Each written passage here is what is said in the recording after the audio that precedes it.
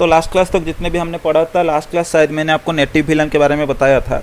शायद आपको थोड़ा छोटा सा कन्फ्यूजन हो गया होगा, उसमें मैं एक चीज़ बोलना भी आपको भूल गया था।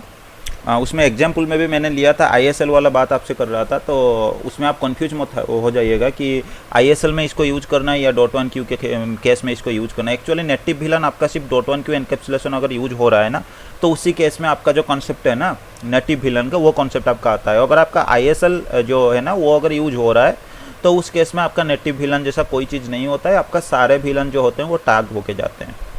ठीक है, बस आप यही लाइन याद रखिएगा कि अगर आपका ट्रंक लिंक के ऊपर एनकैप्सुलेशन मेथड आपका .1q यूज हो रहा है, तो उसी केस में आपका क्या होता है, आपका नेटिव विलन आता है। ठीक है, और छोटे मोटे कुछ चीज़ हमने मिस किया है जो धीरे धीरे मैं आपको बता दूंगा। अभी सबसे पहले हम देखेंगे विलन डिजाइन के बारे में।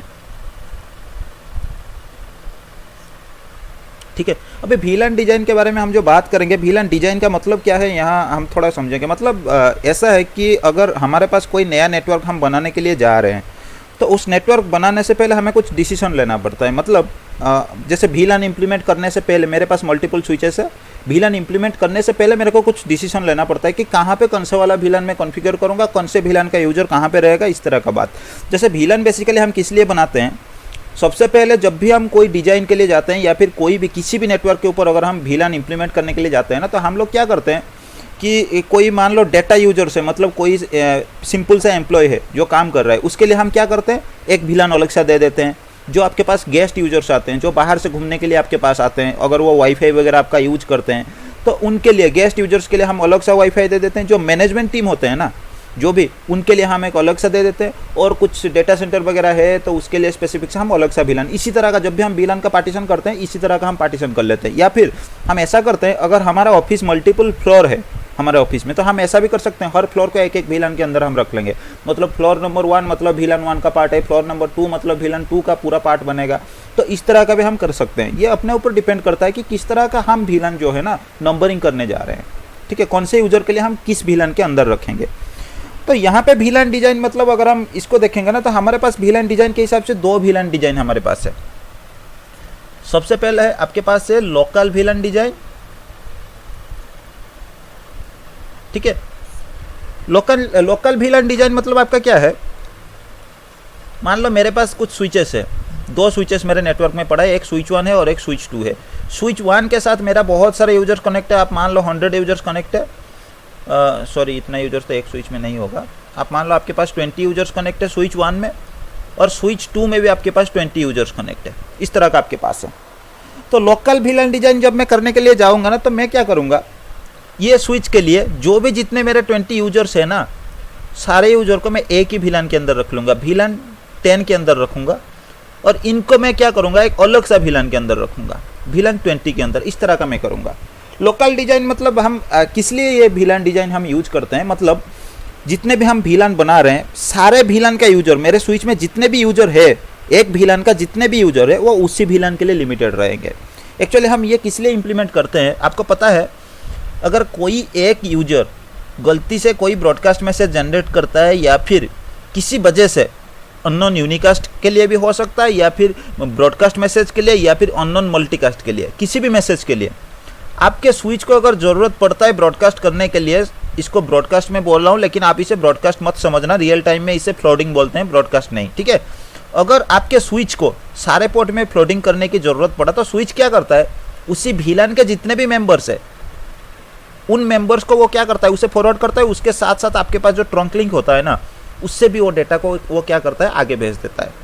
तो उससे क्या होगा, आपके पास मान लो आपके सिनेरियो में 50 स्विचेस है, तो उस केस में अगर आप उसे लिमिटेड नहीं करोगे, तो उस केस में आपका दिक्कत क्या होगा, ये लिंक का भी बैंडविड्थ आपका बढ़ेगा, उसके साथ इस स्विच का भी जो प्रोसेस है ना वो भी आगे जाएगा। अब देख लो, फॉर एग्जाम्पल अगर मैं बात करता हूँ, इसमें भी मैंने 10 और 20 VLAN बनाया, इसमें भी मैंने 10 और 20 VLAN बनाया।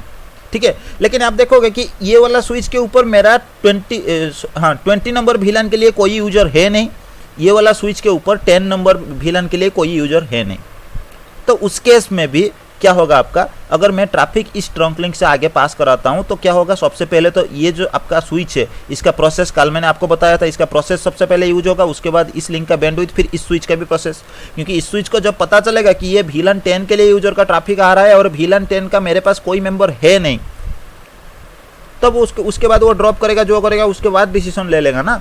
लेकिन उससे पहले तो उसे जो भी काम करना है, जैसे मैक एड्रेस टेबल बनाना, उस टैग को अनटैग करना, फिर उसके अंदर से विलन इन्फॉर्मेशन वगैरह देखना, वो सारे काम भी हो सकता है ना। तो ये सारे जो प्रोसेस है, इसको आगे ना बढ़ाने के लिए हम लोग क्या करते हैं, एक विलन डिजाइन हम सजेस्ट करते हैं अपने रिक्वायरमेंट के हिसाब से। अगर मैं चाहता हूं कि मेरे सारे यूजर को एक ही स्विच के ऊपर मैं रख सकता हूं, तो उस केस में हम ऐसा कर सकते हैं। हम बेसिकली किस जगह पे इसे अगर रियल टाइम के ऊपर हम बात करते हैं तो हम क्या करते हैं, अगर मान लो हमारे पास कुछ कैंपस एरिया नेटवर्क है, ये एक बिल्डिंग आपके पास हो गया, ये एक बिल्डिंग हो गया, तो हम क्या करते हैं, उसी बिल्डिंग के सारे यूजर को हो सकता है एक विलन के अंदर हम रख सकते हैं, या फिर हर फ्लोर के यूजर को, इसको एक विलन, इसको एक विलन, इसको एक विलन, इसको एक विलन, और हर फ्लोर के लिए हम क्या करेंगे, एक अलग अलग सा स्विच लगा के लोकल विलन डिजाइन जो है ना वो कर सकते हैं। ताकि क्या होगा आपका, जो भी यूजर एक विलन के अंदर से अगर गलती से कोई ब्रॉडकास्ट फ्रेम या फिर किसी भी वजह से अगर आपके स्विच को हर पोर्ट में फ्लोट करने की जरूरत पड़े ना, तो वो नहीं करेगा। क्यों नहीं करेगा, क्योंकि हम लोग ऑलरेडी ब्रॉडकास्ट डोमेन जो है ना वो सेपरेट कर चुके हैं।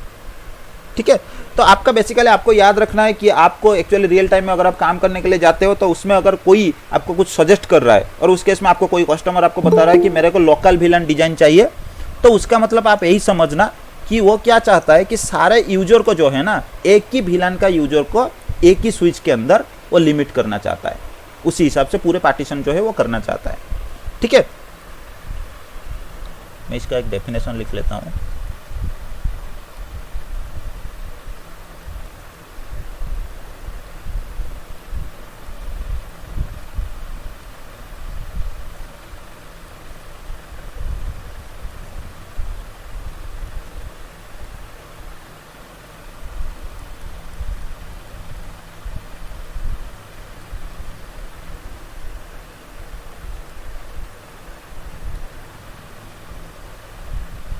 ठीक है, उसी स्विच के लिए सारे यूजर जो है, एक ही विलन का यूजर उसी स्विच के लिए जो भी है लोकली उसी स्विच पे, वो लोकल डिवाइस पे आपका लिमिटेड रहेंगे, उससे आगे नहीं जाएंगे। तो इसमें आपको क्या करना पड़ता है, रियल टाइम में जब आप इसे इंप्लीमेंट करने के लिए जाते हो, तो सबसे पहले तो आपको ऐसा करना पड़ता है, जितने भी यूजर उस विलन के लिए, विलन 20 के लिए, उसको एक ही स्विच के लिए आप रखो। फिर एक काम करो, ये जो ट्रंक लिंक आपके पास है ना, आपको पता है मैं लोकल विलन का कर रहा हूँ, मतलब एक ही स्विच के लिए मेरे पास लिमिट, आगे देने की कोई जरूरत नहीं। ये ट्रंक लिंक से आप क्या करो, विलन 20 को रिमूव कर दो, सॉरी विलन 10 को रिमूव कर दो। ठीक है, करने से क्या होगा, विलन 10 के लिए कोई भी अगर मैसेज इसमें कुछ भी हुआ, तो उसके लिए क्या करेगा, आपका जो स्विच है ना वो ट्रंक लिंक से आगे विलन 10 के लिए कोई भी ट्रैफिक आगे पास नहीं करेगा। ठीक है, उससे आपका जो भी बैंडविड्थ वगैरह जो मैंने लास्ट क्लास बात किया था, उस सब से आपका डिवाइस जो है वो बच जाएगा। और एक हमारे पास डिजाइन होता है, वो होता है एंड टू एंड। ठीक है, एंड टू एंड डिजाइन में आपके पास बेसिकली क्या होता है, फॉर एग्जाम्पल आप मान लो आपके पास ये स्विच 1 है, ये स्विच 2 है, ये स्विच 3 है। आपका विलन 10 के लिए एक यूजर यहाँ पे है जो कि विलन 10 पे आपका है, यहाँ पे एक है विलन 10 के लिए। ठीक है, एंड टू एंड में आपका क्या होगा, जो भी विलन आप बना रहे हो ना, वो सारे विलन आपका सारे स्विच में बनेगा। मतलब अगर आप नेटवर्क के लिए 10, 20, 30 बना रहे हो, इसमें भी आपका 10, 20, 30 आपको बनाना पड़ेगा, इसमें भी आपको 10, 20 और 30 आपको बनाना पड़ेगा। ठीक है, इस तरह का डिजाइन अगर आप कहीं पे देखते हो तो इसे हम क्या बोलते हैं, end to end VLAN design. ठीक है, क्योंकि जितने भी हमारे पास स्विच है, सारे स्विच के ऊपर हम लोग ये एंड टू एंड जो डिजाइन है ना, सारे विलन को हम बनाते हैं। और ज़्यादातर जितने भी लैन नेटवर्क आप देखोगे तो ये सजेस्टेड नहीं है, लेकिन बहुत जगह पे आप ऐसे ही देखोगे, वो लोग पहले से प्रिपेयर नहीं करते हैं, ऐसे ही इंप्लीमेंट करके चले जाते हैं, सारे विलन को सारे स्विच के ऊपर बना लेते हैं। ठीक है, तो ये आपका हो गया एंड टू एंड, मतलब मेरे पास जितने भी स्विच है, सारे स्विच के ऊपर मेरा क्या है, सेम विलन का इंफॉर्मेशन आ जाएगा।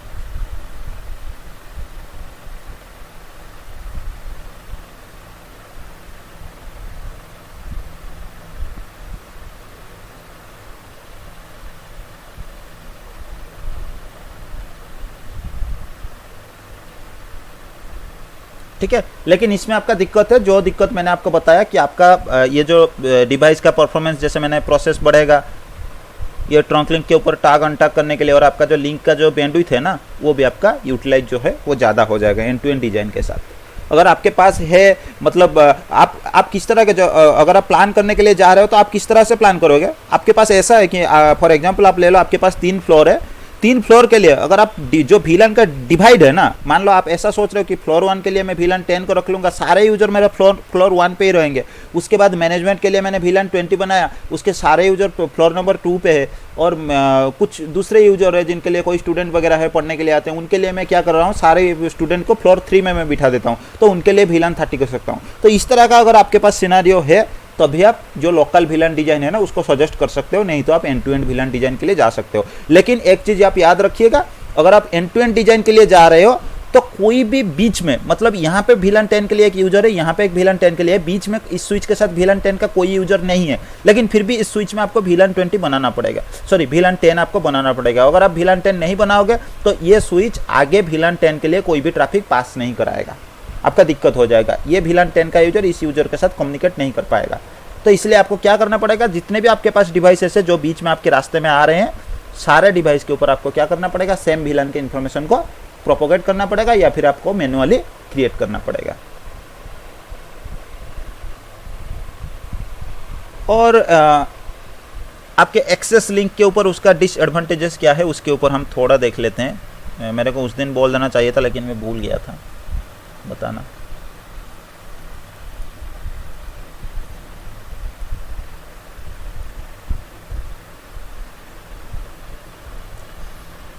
ठीक है, तो एक्सेस लिंक के ऊपर आपका डिसएडवांटेजेस क्या है मैं आपको बताता हूँ। आपके पास एक स्विच है, दूसरे भी आपके पास एक स्विच है, ठीक है। इस स्विच में अगर आपका एक पीसी कनेक्टेड है तो इस केस में आपको इसे एक्सेस लिंक बना दो, कोई दिक्कत नहीं है, ठीक है। इसको एक्सेस लिंक ही आपको बनाना है। मान लो आपके पास ये पीसी जो है VLAN नंबर 10 का मेंबर था, और एक आपके पास पीसी था जो कि VLAN नंबर 20 का मेंबर था, यहाँ पे भी एक VLAN नंबर 10 का मेंबर था, और यहाँ पे भी एक पीसी था आपका VLAN नंबर 20 का मेंबर था, ठीक है। आप चाहो तो आप एक काम कर सकते हो, एक्सेस लिंक अगर आप लगाना चाहते हो, मतलब स्विच 1 और स्विच 2 के बीच में अगर आप एक्सेस लिंक कनेक्ट करना चाहते हो ना, तो आप ऐसा कर सकते हो।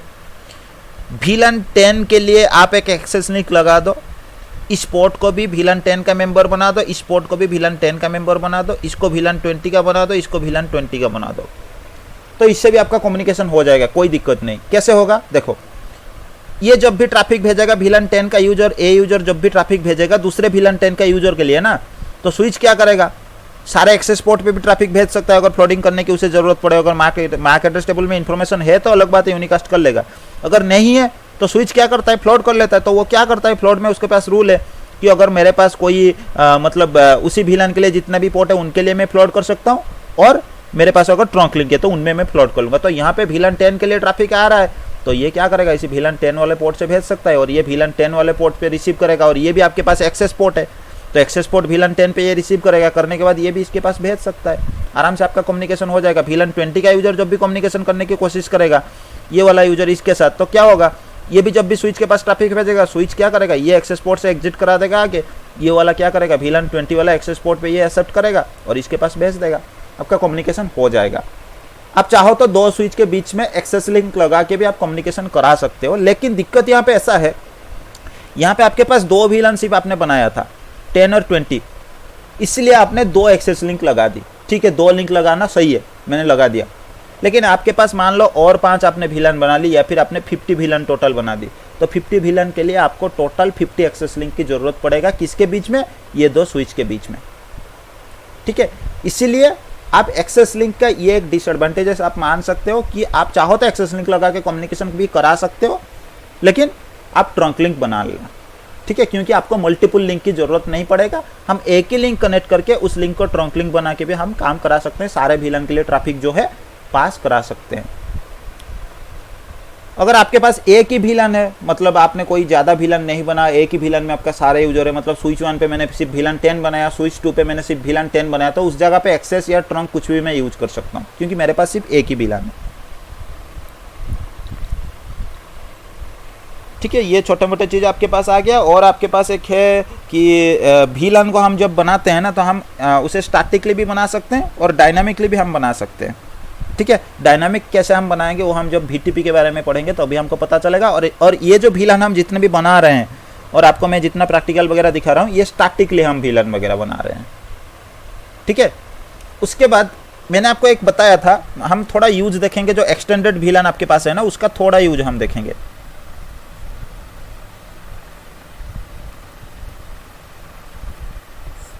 ठीक है, आपको बेसिकली पता है स्विच का कोई भी पोर्ट अगर आप देखते हो ना, तो बाय डिफॉल्ट स्विच का पोर्ट आपका क्या होता है, ये एक लेयर 2 पोर्ट होता है।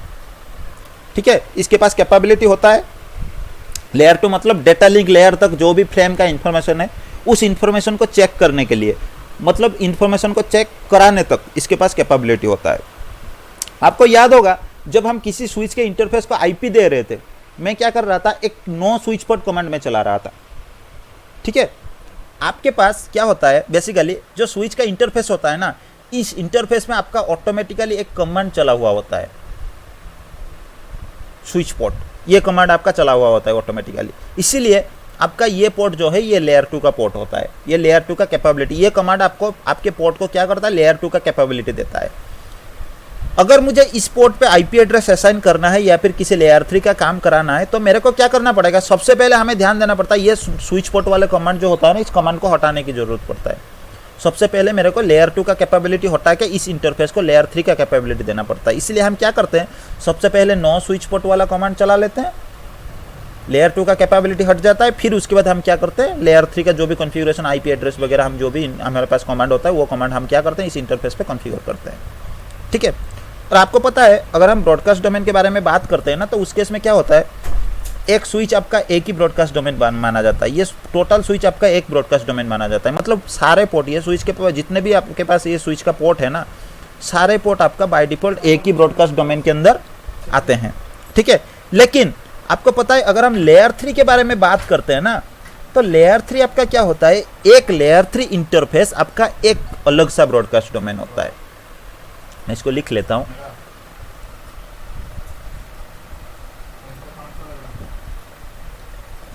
लेयर 3 इंटरफेस मतलब आपको समझ में आ रहा है ना, जिस इंटरफेस पे हम आईपी एड्रेस असाइन कर सकते हैं वो लेयर 3 इंटरफेस होता है, या फिर जिस इंटरफेस पे आईपी होता है उसे हम लेयर 3 इंटरफेस बोलते हैं।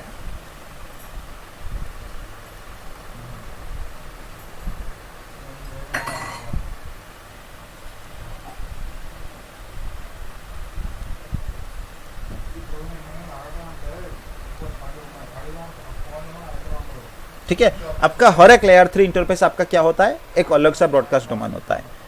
ये मेरे पास एक स्विच है, इसके एक इंटरफेस था आपके पास, मान लो फास्ट इथरनेट 0x1 वाला पोर्ट था, इस पोर्ट को मैंने नो स्विच पोर्ट कमांड चला दी और इसके ऊपर मैंने एक आईपी एड्रेस दे दी। इसके बाद ये एक लेयर 3 का इंटरफेस बन गया। इसका मतलब ये पोर्ट आपका एक अलग सा ब्रॉडकास्ट डोमेन में कन्वर्ट हो गया। ठीक है, ये अभी आपका क्या होगा, एक अलग सा ब्रॉडकास्ट डोमेन को डिफाइन करेगा।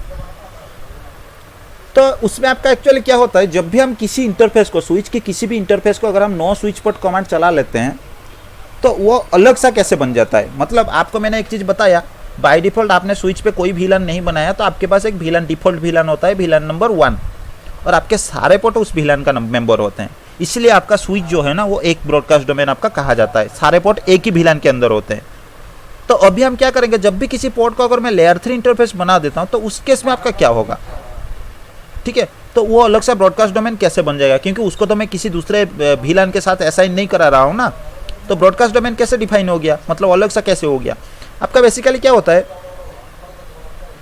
अगर आप किसी स्विच के ऊपर किसी इंटरफेस को लेयर 3 कैपेबिलिटी दे देते हो या फिर किसी इंटरफेस को लेयर 3 इंटरफेस आप बना लेते हो ना, तो ऑटोमेटिकली वो पोर्ट आपका क्या होता है, एक एक्सटेंडेड VLAN का मेंबर बन जाता है। ठीक है, मैं इसको लिख लेता हूँ फिर आपको बताता हूँ।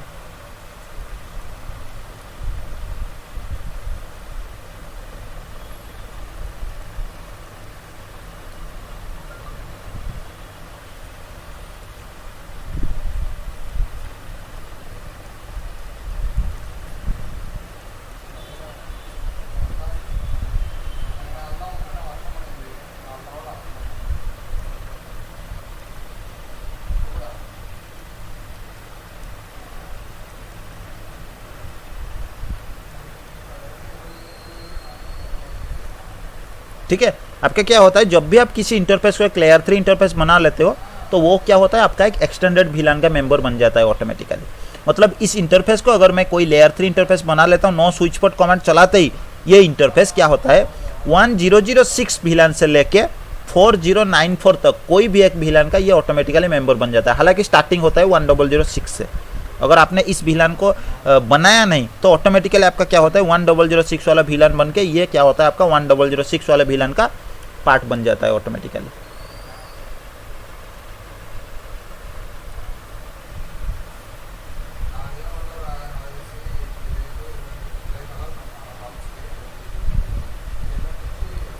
ठीक है, ये बेसिकली आपका इनसाइड होता है, लेकिन हालांकि इसका प्रैक्टिकल मैं आपको शायद पैकेट ट्रेसर के ऊपर नहीं दिखा सकता, लेकिन दूसरे स्विच के ऊपर मैं आपको दिखा सकता हूँ। ये होता है एक्चुअली ओरिजिनली। ठीक है, तो ये होता है एक आपका एक्सटेंडेड VLAN का। और जब हम VTP वगैरह के बारे में पढ़ेंगे तो एक्सटेंडेड VLAN का जो भी आपके पास इन्फॉर्मेशन होता है उसके बारे में हम थोड़ा आगे ज़्यादा जानेंगे जब हम VTP वगैरह के बारे में पढ़ेंगे। और शायद नहीं, और कोई कमेंट वगैरह शायद, सॉरी, और कोई यहाँ पे टॉपिक शायद मैंने मिस नहीं किया, तो हम थोड़ा जो और भी फ्लो देखेंगे। लास्ट डे शायद मैंने एक ही स्विच के ऊपर सारे चीज़ बना के आपको दिखाया था ना। हाँ, आज और एक मैं स्टेटमेंट अपना चेंज करूँगा। एक स्टेटमेंट पहले मैंने आपको खुद गलत बोल के रखा था, उस टाइम पे अगर मैं आपको बता देता तो शायद आपको थोड़ा कन्फ्यूजन आ जाता, लेकिन आज मैं वो स्टेटमेंट बताऊँगा एक्चुअली ट्रू में क्या होता है वो।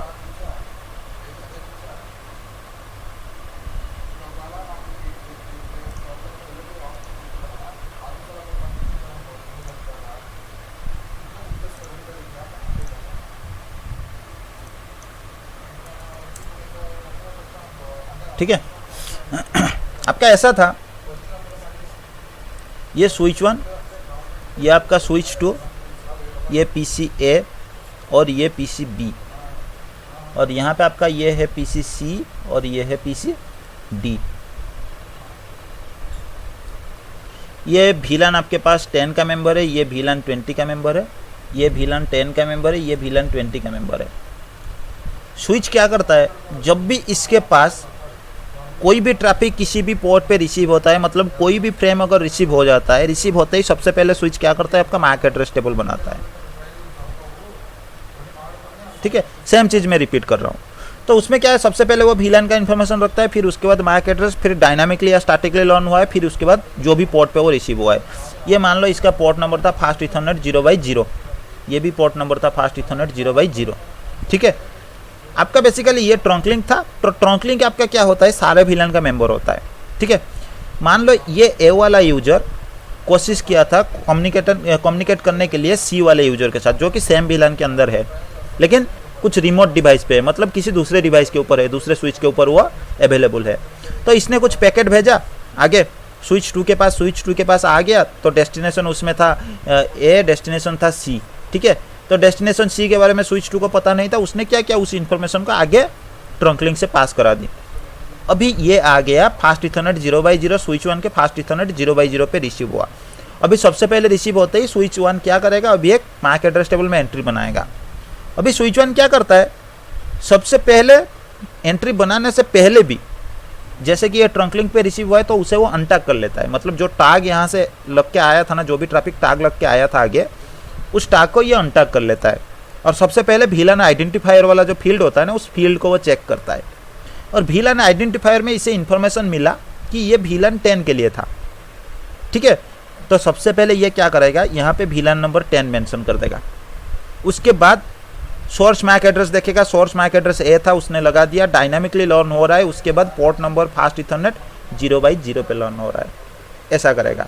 अभी B यूजर भी क्या कर रहा है, D के साथ अभी कम्युनिकेशन कर रहा है, तो उसने भी कुछ पैकेट भेजा D डेस्टिनेशन लगा के। अभी स्विच 2 को D के बारे में पता नहीं, तो स्विच 2 ने क्या किया, ट्रंक लिंक से आगे टैग करके ट्रैफिक भेज दिया। अभी स्विच 1 के इसी पोर्ट पे रिसीव हो गया ट्रैफिक। अभी स्विच क्या करेगा, स्विच 1 इसी पोर्ट पे ट्रैफिक रिसीव होते ही, ये ट्रंक लिंक था तो उसमें अनटैग करने की कोशिश करेगा।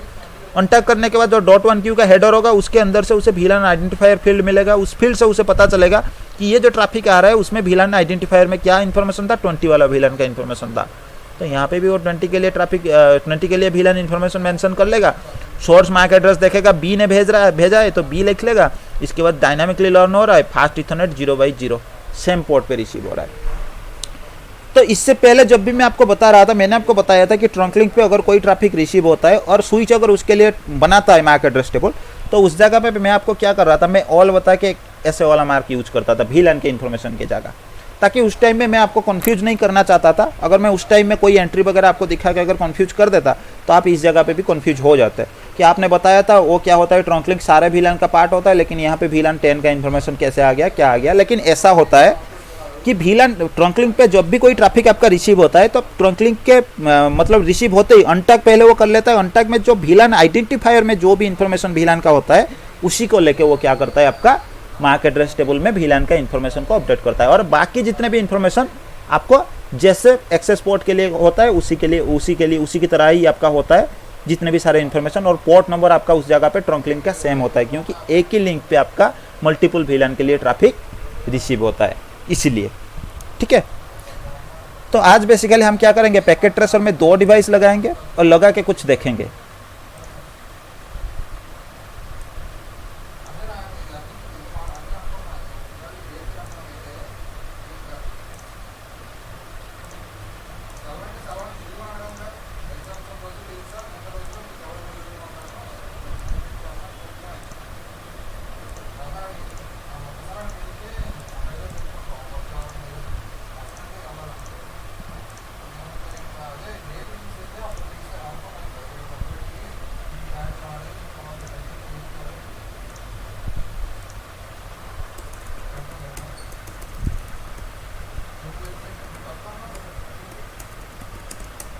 मैं कुछ VLAN बना लेता हूँ।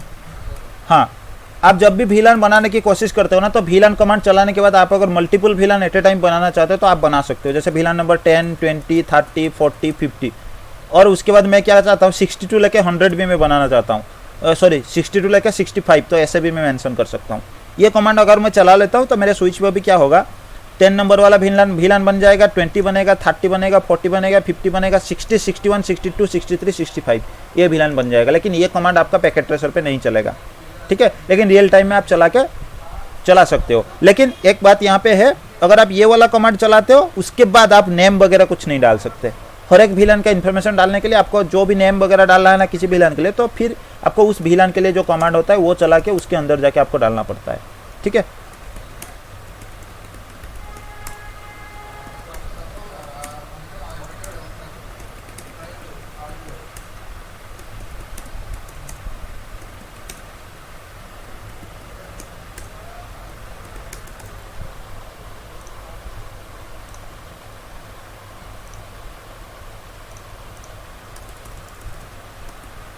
अच्छा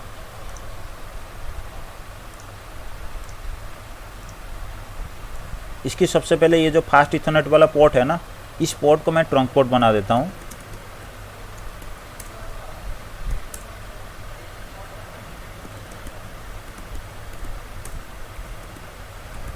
ये कमांड लास्ट क्लास हम देख चुके थे ऑलरेडी। अभी हमें 30 सेकंड के लिए वेट करना पड़ेगा, ये STP के वजह से हो रहा है। बस ये जो ऑरेंज कलर आपको दिख रहा है ना, ये एक बार ग्रीन आ जाए फिर हम चालू करेंगे। एक चीज़ हम देखेंगे दूसरे स्विच के ऊपर। अब देखना, मैंने ये वाला जो स्विच है ना, इस स्विच के ऊपर ही मैंने ये जो फास्ट इथरनेट 0x1 वाला पोर्ट है ना, इसी को मैंने ट्रंक बनाया। इस स्विच के ऊपर मैंने कुछ कॉन्फ़िगरेशन नहीं किया। ठीक है,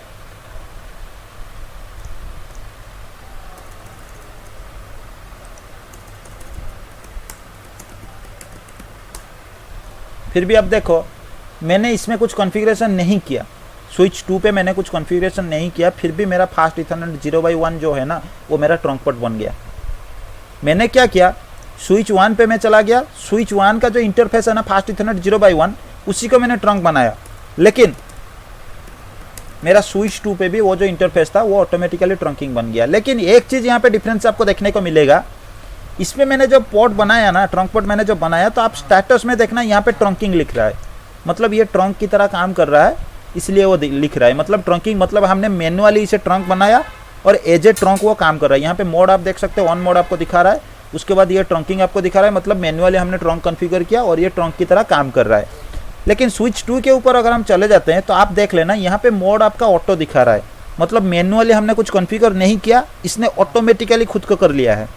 ठीक है, उसके बाद एनकैप्सुलेशन के ऊपर अगर हम आ जाएंगे ना, तो यहाँ पे आप देखना सिर्फ आपको 802.1q दिख रहा है। लेकिन यहाँ पे अगर आप देखोगे तो उससे पहले आपको n देखने को मिलेगा। इसका मतलब क्या है आपको पता है? इसका मतलब यही है, दूसरे ओर पे जब हमने 802.1q वाला एनकैप्सुलेशन कॉन्फ़िगर किया ना, तो उसने कुछ मैसेज भेजा इसके तरफ और इसने खुद को उसी के तरह नेगोशिएट कर लिया, क्योंकि इसका मोड जो है ना ये ऑटोमेटिकली ऑटो मोड में था। तो इसने खुद को नेगोशिएट कर लिया किसके लिए, 802.1 के लिए, .1q के लिए। इसलिए उसने पहले क्या लिखा है, आपका n देखने को आपको मिल रहा है। n का मतलब क्या है, इसने खुद को 802.1 के ऊपर काम कराने के लिए खुद को क्या किया है, नेगोशिएट कर लिया है। और स्टेटस आप देखना, ये ट्रंक की तरह काम कर रहा है तो आपको स्टेटस ट्रंकिंग ही देखने को मिलेगा। ठीक है, आपको डिफरेंस ये दो पे मिला, मतलब ये ऑटोमेटिकली आपका ट्रंक बना है, जो कॉन्फ़िगरेशन इसने ऑटोमेटिकली खुद को कर लिया, और उसके बाद जो भी उसके तरफ से नेगोशिएशन आया था, जिसके लिए 802.1q के लिए नेगोशिएशन आया था, तो उसने .1q के लिए नेगोशिएट खुद को कर लिया है। इसका इन्फॉर्मेशन वो दे रहा है। ठीक है, तो आप ये देख सकते हो अगर आपके ऊपर लेकिन एक चीज है, क्यों ये हो गया आपको पता है, इसका मतलब मैं आपको दिखा देता हूं।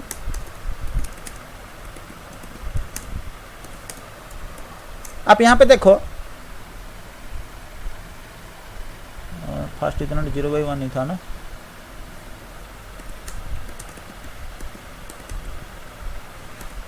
अच्छा ये कमांड इसमें नहीं चल रहा है इसलिए। ठीक है, इसमें हम देख सकते हैं।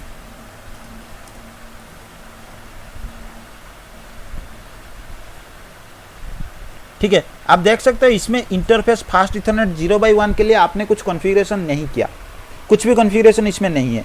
ठीक है, इसको ना तो आपने ट्रंक बनाया, ना तो आपने क्या बनाया, एक्सेस लिंक बनाया, आपने कुछ नहीं बनाया। तो बाय डिफ़ॉल्ट आपके सिस्को डिवाइस में जो भी पोर्ट्स होते हैं ना, वो आपका बाय डिफ़ॉल्ट VLAN नंबर 1 के मेंबर होते हैं। लेकिन वो क्या होता है, उसमें जो एक्सेस पोर्ट होता है ना, आप लोग जो जिस पोर्ट किसी भी VLAN का मेंबर बनाने के लिए जो आप एक्सेस बना के रखते हो, इसको आपने एक्सेस पोर्ट नहीं बनाए हो।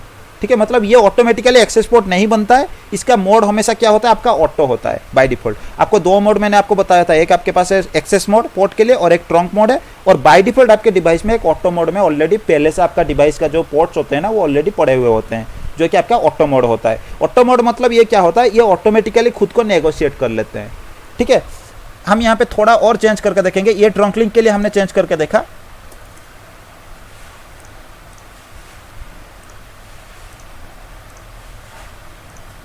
अभी इस स्विच पे मैं जाऊंगा, इंटरफेस फास्ट इथरनेट 0/1 के ऊपर स्विच पोर्ट मैंने क्या कर दिया, मोड एक्सेस कर दिया। ठीक है, स्विच पोर्ट एक्सेस VLAN मैंने 10 कर लिया।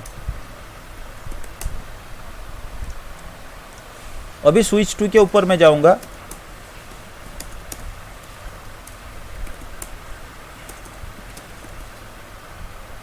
मैंने एक बार इंटरफेस को फ्लैप कर दिया।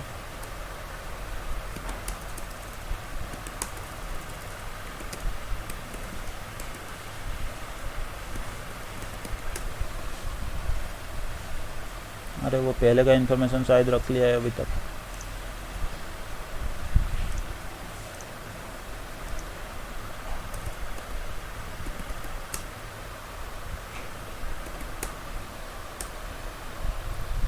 एक सेकंड, इसको एक बार लोड होने के लिए दे देते हैं।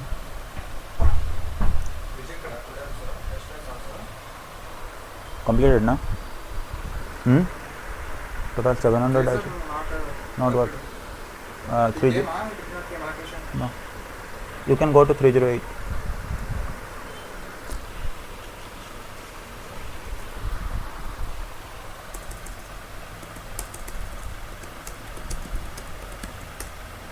ठीक है, अभी अगर आप देखोगे 100 इंटरफेस ट्रंक में अगर चला रहा हो ना, ये 100 इंटरफेस ट्रंक में कुछ ट्रंकिंग वगैरह कुछ भी नहीं हुआ है, आपको ब्लैंक दिखा रहा है। क्यों?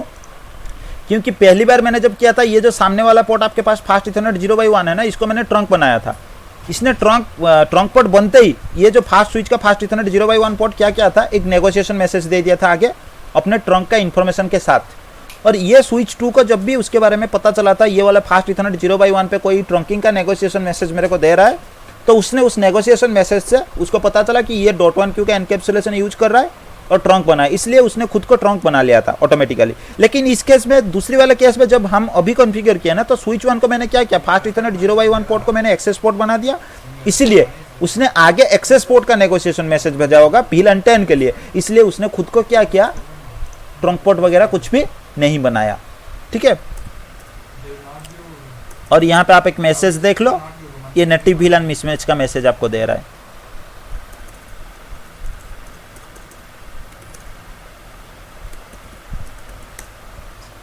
अभी आप देख सकते हो VLAN 1 के जो मेंबर है ना, फास्ट इथरनेट ऑलरेडी आपका बाय डिफॉल्ट जैसे VLAN 1 का मेंबर उसी के बारे में ही वो इन्फॉर्मेशन दिखा रहा है, जो कि डिफॉल्ट इन्फॉर्मेशन है। मतलब आपका एक्सेस पोर्ट जब भी होता है ना, मतलब ये वाले पोर्ट को अगर मैं एक्सेस भी बना देता हूँ ना, तो आगे जाके सामने ये ऑटोमेटिकली एक्सेस पोर्ट नहीं बन जाता है।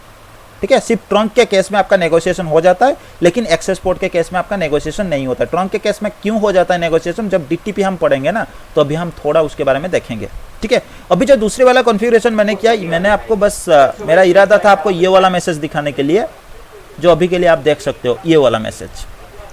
मैंने नेटिव विलन के बारे में आपको बात किया था ना, मैंने आपको बताया था अगर नेटिव विलन आप क्या करते हो, एक तरफ अगर आप नेटिव विलन क्या करते हो, कुछ भी दूसरा विलन रख लेते हो, और दूसरी तरफ नेटिव विलन आपका कुछ दूसरा है ना, तो उस केस में आपका क्या होता है, आपको एक मैसेज आ जाता है नेटिव विलन मिसमैच करके। तो ये मैसेज आप देख सकते हो, ये मैसेज आपका CDP जनरेट करता है ये मैसेज, लेकिन इस मैसेज से आपको पता चल रहा है कि ये नेटिव विलन मिसमैच का मैसेज दे रहा है। ठीक है, तो यहाँ पे नेटिव विलन मिसमैच क्यों हो रहा है?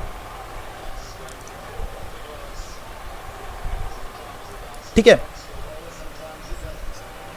ये स्विच 1, ये आपका स्विच 2 है, ये ट्रंक है, ये लिंक ऑटोमेटिकली आपका ऑटो मोड में पड़ा है। ठीक है, बाय डिफॉल्ट आपका पोर्ट क्या होते हैं, VLAN 1 का तो मेंबर होते हैं, लेकिन उसमें स्विच पोर्ट मोड एक्सेस वाला कमांड नहीं होता है, इसलिए वो ऑटो मोड में होते हैं। लेकिन इसको मैंने क्या किया, स्विच पोर्ट मोड एक्सेस वाला कमांड चला दी और VLAN 10 का मैंने मेंबर बना दिया। ठीक है, अभी क्या होगा, जैसे कि ये एक एक्सेस पोर्ट है ना, तो ये जब भी आगे एक्सेस पोर्ट में स्विच क्या करता है, कोई भी ट्रैफिक अगर भेजता है तो उसको टैग नहीं करता है। एक्सेस पोर्ट में जब भी आपका ट्रैफिक जाता है वो टैग होके नहीं जाता है, तो ये क्या करेगा, सिर्फ ट्रैफिक को भेज देगा आगे। तो इसको जब ये ऑटो वाले पोर्ट पे ट्रैफिक रिसीव हो रहा है ना, तो स्विच को इसको पता चल रहा है कि ये ट्रैफिक मेरा कौन से VLAN के लिए आ रहा है, VLAN नंबर 1 के लिए आ रहा है, क्योंकि बाय डिफॉल्ट स्विच में नेटिव VLAN क्या होता है, VLAN नंबर 1 के लिए। किसी भी स्विच को अगर किसी पोर्ट में अनटैग वाला ट्रैफिक रिसीव होता है, तो स्विच को पता चलता है कि ये किसी भी पोर्ट पे नहीं, किसी ट्रंक पोर्ट पे अगर रिसीव होता है अनटैग वाला ट्रैफिक, तो स्विच को पता चलता है क्या, ये जो ट्रैफिक मेरे पास आ रहा है ये नेटिव VLAN के लिए आ रहा है। और बाय डिफॉल्ट इसका मोड आपने ऑटो रखा था, ना तो ये ट्रंक पोर्ट का है ना तो ये एक्सेस पोर्ट का है, आपने उसे परफेक्टली एक्सेस पोर्ट नहीं बनाया, इसलिए वो ट्रंक का नेगोशिएशन के लिए भी वेट करता है। ये नेगोशिएशन क्या होता है हम DTP में देखेंगे। ठीक है, तो इसलिए उसको लगा कि ये ट्रैफिक मेरा VLAN नंबर 1 के लिए आ रहा है, लेकिन इसने फिर नेटिव VLAN मिसमैच इसलिए दिखाया क्योंकि आपका STP का मैसेज जो होता है ना, वो उसमें एक STP के टाइम हम देखेंगे एक BPDU मैसेज होता है। उस BPDU मैसेज के अंदर भी आपके एक फील्ड होते हैं जिसके अंदर आपका VLAN का जो नंबर है ना वो मेंशन होता है। यहाँ से अगर 10 VLAN के लिए कोई BPDU मैसेज आगे जा रहा है तो यहाँ पे 10 होता है। ये जब भी उस मैसेज को रिसीव करता है ना ये वाले पोर्ट पे, तो वो चेक करता है कि मेरा जो इन्फॉर्मेशन मेरे पास आ रहा है वो 10 VLAN के लिए है क्या, ये वाले फील्ड को चेक कर लेता है और फिर चेक करता है ये जो पोर्ट है ये कौन से VLAN के लिए है। वो देखता है ये पोर्ट मेरा VLAN नंबर 1 का मेंबर है, लेकिन मेरे को उसके अंदर जो भी इन्फॉर्मेशन है वो VLAN नंबर 10 के लिए आ रहा है, इसलिए वो क्या करता है आपका एक नेटिव VLAN मिसमैच जो है ना वो मैसेज आपको शो करा देता है, जैसे कि यहाँ पे आपको दिख रहा है। तो हम एक काम करते हैं, मैं आपको रियल टाइम में नेटिव VLAN मिसमैच जो है ना वो करके आपको दिखा देता हूँ।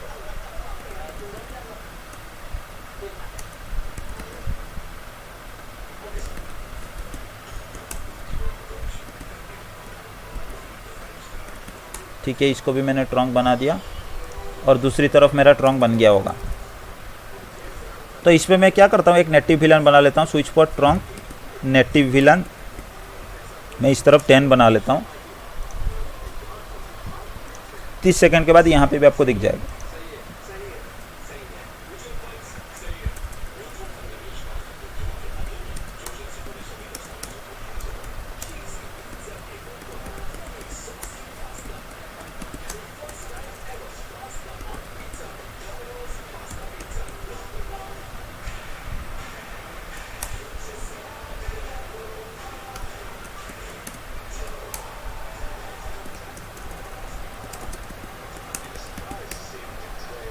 ठीक है, इस पे मैंने नेटिव VLAN बना के रखा है 1 और दूसरी तरफ मैंने नेटिव VLAN बना के रखा है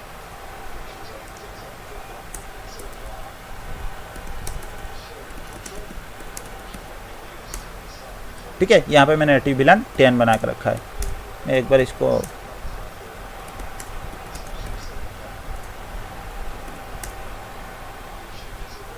देखो, ये वाला मैसेज, बाकी वाले मैसेज को आप छोड़ दो, ये वाला मैसेज आप देखो, आपको नेटिव VLAN मिसमैच वाला मैसेज आ गया।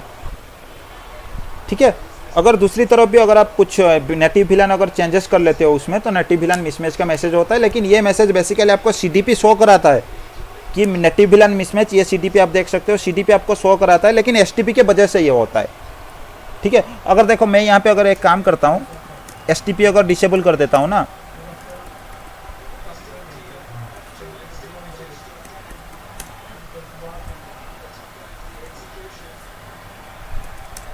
ठीक है,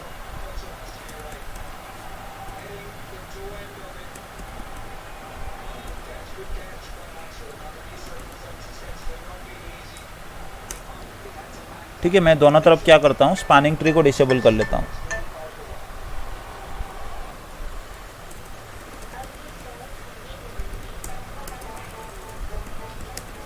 अभी अगर मैं इसे रिस्टार्ट करता हूँ पोर्ट को,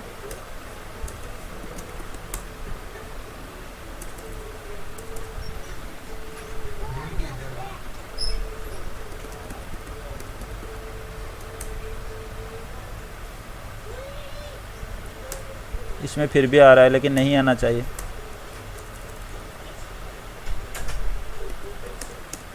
एक बार और कोशिश करते हैं, नहीं फिर भी आ रहा है, लेकिन ये नहीं आना चाहिए। अगर मैं स्पैनिंग ट्री ऑफ कर देता हूँ ना, तो उस केस में नहीं आना चाहिए। शायद ये पैकेट ट्रेसर है, इसलिए आपको देखने को मिल रहा है। ये एक्सेप्ट कर लेता है। अगर आप स्पैनिंग ट्री डिसेबल कर लेते हो ना, तो उस केस में ये शायद स्पैनिंग ट्री को डिसेबल ही नहीं कर रहा है, इसीलिए। ठीक है,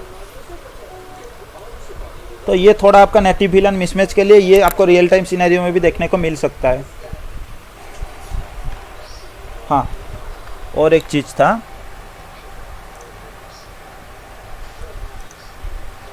मैं अभी क्या करने जा रहा हूँ, ये जो ऊपर का पीसी है ना आपके पास, ये वाला पीसी है, इस पीसी को मैं क्या करूँगा, VLAN 10 का मेंबर बनाऊंगा, इसको मैं VLAN 10 का मेंबर बनाऊंगा।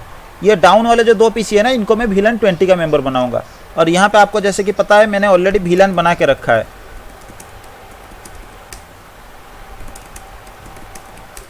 ठीक है, आप यहाँ पे देख सकते हो 10, 20, 30 का VLAN मैंने ऑलरेडी बना के रखा है।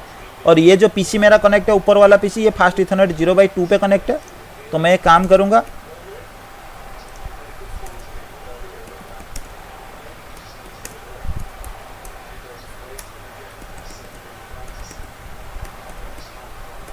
मैं पहले इसको फिक्स कर लिया, नेटिव विलन का जो प्रॉब्लम था। मैं फास्ट इथरनेट 0/2 को मैं क्या करूँगा, switch port mode access command मैंने चलाया, स्विच पोर्ट एक्सेस VLAN मैंने क्या बनाया, 10 में बना लेता हूँ। ठीक है, और एक दूसरे पीसी मेरे पास कनेक्ट है, जो कि फास्ट इथरनेट 0/3 पे है।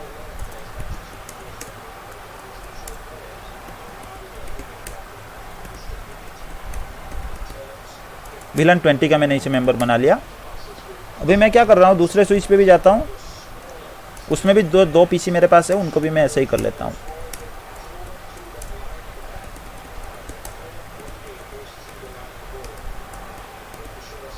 VLAN 10 का मैंने बनाया। अच्छा, अगर आप कोई VLAN गलती से नहीं बनाए ना, और किसी इंटरफेस को अगर आप किसी VLAN का मेंबर बनाते हो, तो वो VLAN आपका ऑटोमेटिकली बन भी जाता है। ठीक है, 20 मैंने बनाया, तो 20 भी मैंने क्रिएट नहीं किया था, लेकिन ऑटोमेटिकली मेरा अभी 10 और 20 VLAN जो है वो ऑटोमेटिकली बन गया है। ठीक है, ओके ओके, मैंने गलत कर दिया भाई, इसको 10 बनाना था, 0/3 को 20।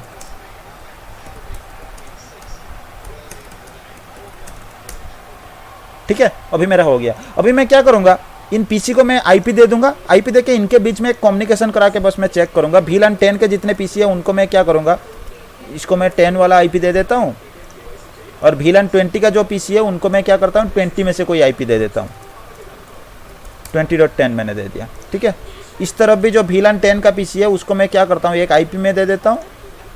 10 वाले रेंज में से मैंने 10.1 दे दिया, और ये मेरा VLAN 20 का पीसी है, तो इसको मैं क्या करता हूँ, एक 20 रेंज का आईपी दे देता हूँ। ठीक है, अभी अगर VLAN 10 का जो यूजर है उसमें अगर मैं कमांड प्रॉम्प्ट में जाके पिंग करता हूँ 10.0.0.10, तो मेरा कम्युनिकेशन हो रहा है, रिप्लाई पिंग का आ रहा है। और 20 में जाके अगर मैं पिंग करता हूँ 20.0.0.10, ये भी पिंग होना चाहिए भाई, क्यों नहीं हो रहा है?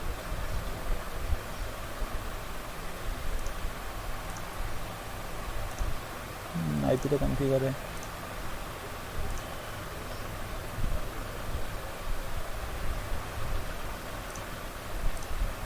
एक सेकंड मैं देख लेता हूँ ट्रंकिंग पे।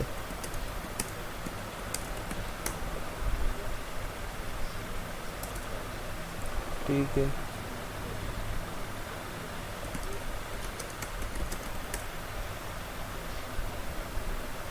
ठीक तो है।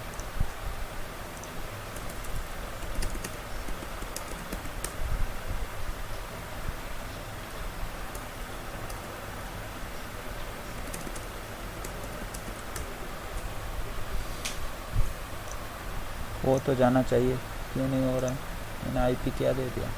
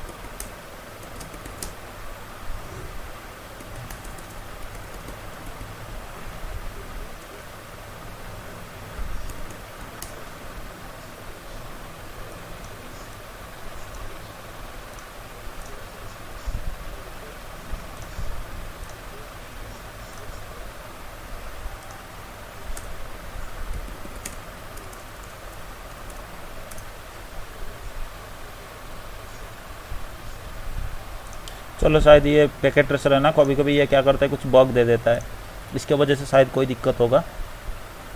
तो ठीक है, हम 2 पीसी और लगा लेते हैं।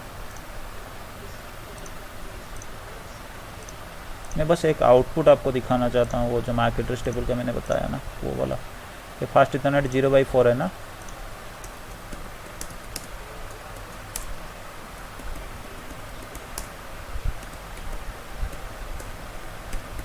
मैंने इसे VLAN 30 का मेंबर बना दिया।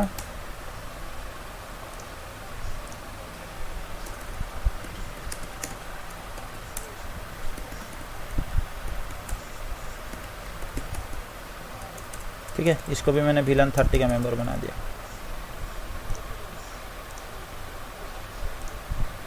इसको मैं एक आईपी दे देता हूँ, 30.0.0.1 मैंने दे दिया।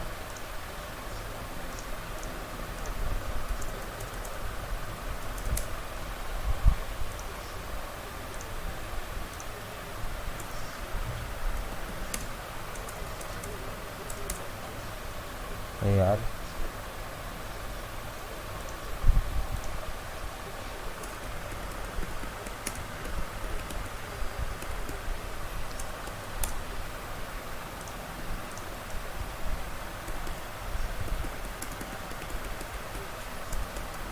ये मेरे को पक्का पता है भाई, ये पैकेट ट्रेसर के लिए हो रहा है।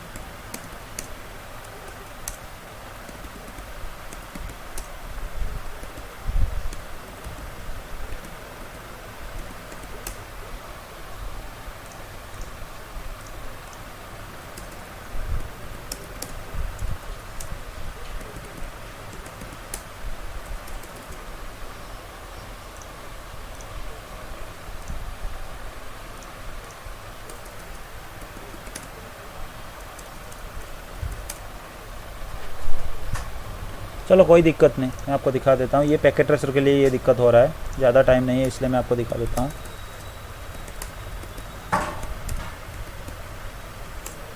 ठीक है, आप यहाँ पे देख लो। नहीं, हालांकि हमारा बन गया है जो, नहीं नहीं नहीं, वो सिर्फ उसके लिए। ठीक है, छोड़ो। आप देख सकते हो ये जो फास्ट इथरनेट 0/1 के लिए ना, मैं काम करता हूँ और एक बार मैं कम्युनिकेट करके देखता हूँ।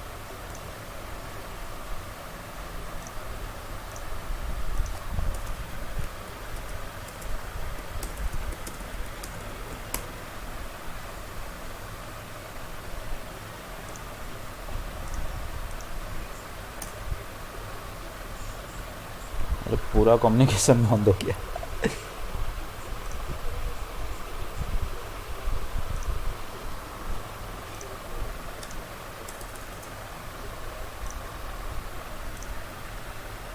ठीक है, एक काम करते हैं, इसको पूरा मैं हटा देता हूँ।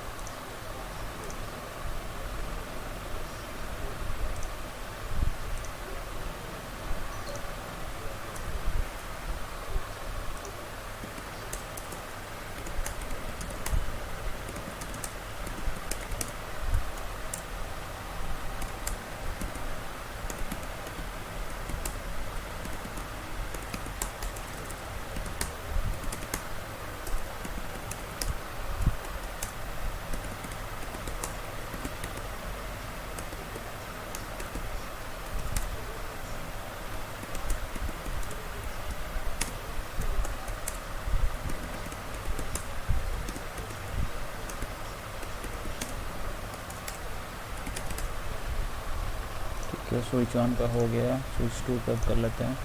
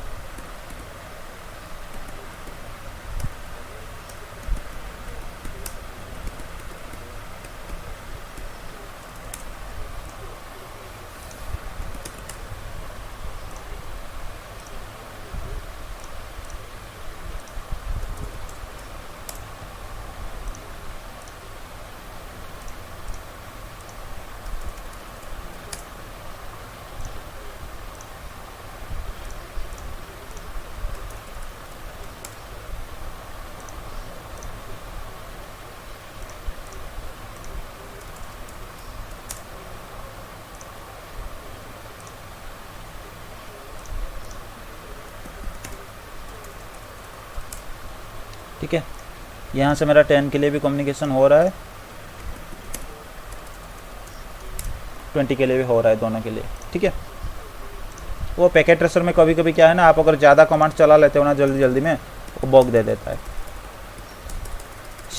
सिमुलेटर है ना, इसीलिए।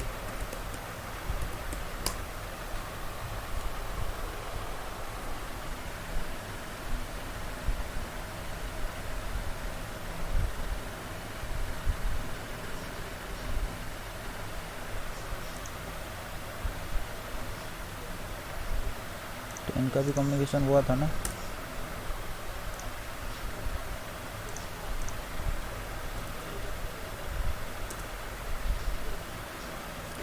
अच्छा, ये सडनली हटा देता है। कहाँ गया दूसरा पीछे?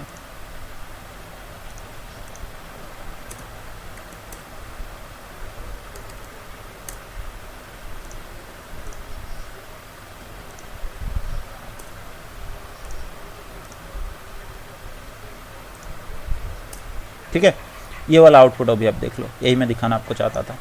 अब देख लो, ये जो फास्ट इथरनेट 0x1 वाला पोर्ट है ना, ये मेरा ट्रंक पोर्ट है। ठीक है, इस पोर्ट पे अभी VLAN 1 के लिए डिफ़ॉल्ट ट्रैफिक जो भी दूसरे डिवाइस आ रहा है उसके लिए वो भी एंट्री बना रहा है। VLAN 10 के लिए जो हमने ट्रैफिक जनरेट किया था ना दूसरे डिवाइस से एक और डिवाइस के लिए, उसके लिए भी आप देख लो, फास्ट इथरनेट 0x1 के लिए VLAN 10 के इन्फॉर्मेशन के साथ जो भी मैक एड्रेस का उसने एंट्री बनाया डायनामिक जैसा। और VLAN 20 के लिए जो भी डिवाइस हमारे पास था ना, VLAN 20 का पीसी था, उसमें भी हमने कुछ पिंग पैकेट जनरेट किया था, उससे भी कुछ ट्रैफिक इसके तरफ उसी पोर्ट में रिसीव हुआ था, ये वाला एंट्री, सॉरी।